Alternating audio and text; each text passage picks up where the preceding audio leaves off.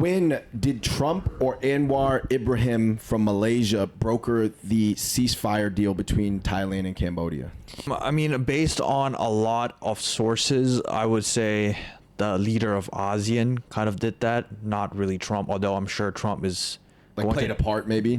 to a little bit, maybe. But either way, he's going to take in a lot of credit. Right.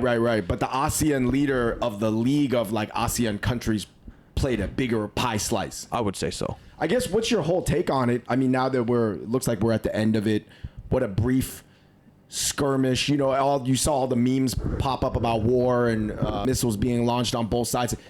You know, it was something that was, I think, very shocking to a lot of people. Yeah, man. Dude, I'm going to try to say it objectively as possible. I think both sides are to blame, specifically the governments, right? If you understand Thai politics and Cambodian politics, Thaksin Shinawat and Hun Sen were partners, were friends a long time ago. And they had deals before, but I guess with Thailand's proposal of establishing some sort of casino or something like that, Sen, I think, got mad. And therefore, he was like, we got to take matters to our own hands so that we can get more tourism revenue. There's a lot of things behind the scenes that people don't know. And when I watch these TikToks, I see people living in Cambodia just I wouldn't say making it up, but just taking it from their own experience or the media that they're, learning in Cambodia. Right. I would say that for sure there's got to be populists on both sides, but then there might be more people trying to like see it from all 3D, 4D angles, right?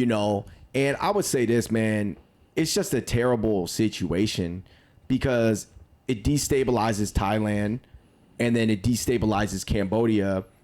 And it's because, like, let's just say, for example, it was more motivated by casinos than anybody thinks, or like revenue or money. It always comes down to money and power, right? Mm-hmm. More so even money than power, if you made me rank those two. And like there's a grab for it, but then it's such short-term thinking that it just jeopardizes the whole harmony and peace of the region. I'm gonna get a lot of hate. I'm obviously Thai and I am biased, but if you were to look at it objectively, okay, I would understand. Okay, Thailand did not really go to the ICJ. Okay, I guess there's some fault to that or some sorts, right? But there's a lot of people rebuttals saying that, why would Cambodia attack first, or why would they even want to strike missiles or whatever? It's just not logical. Cambodia has more to lose, right? And I get that point, but you have to understand that Cambodia's leader, Hun Sen, is not a rational guy. Like, he was part of Pol Pot. And yeah, and I'm not saying like Thailand is not corrupt as well. It totally is, but you just got to think. People messaged me that were worried about what was going on here because, like you said, like misinformation on the internet or the lack of nuance is everywhere. Yeah. And, there's like news like Australian satellites saying that Cambodia moved on first or whatever. Last thing that you got to try to keep in mind is that Cambodia is a very repressive in terms of like freedom of speech. Hun Sen censors everything.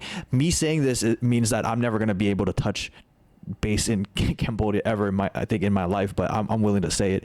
And it's just like, according to the Freedom Index, Cambodia is ranked extremely low, and in Southeast Asia, Thailand is ranked number 1 in terms of freedom of press too. So you got to understand what Cambodians are actually receiving in terms of information and news, right? Right.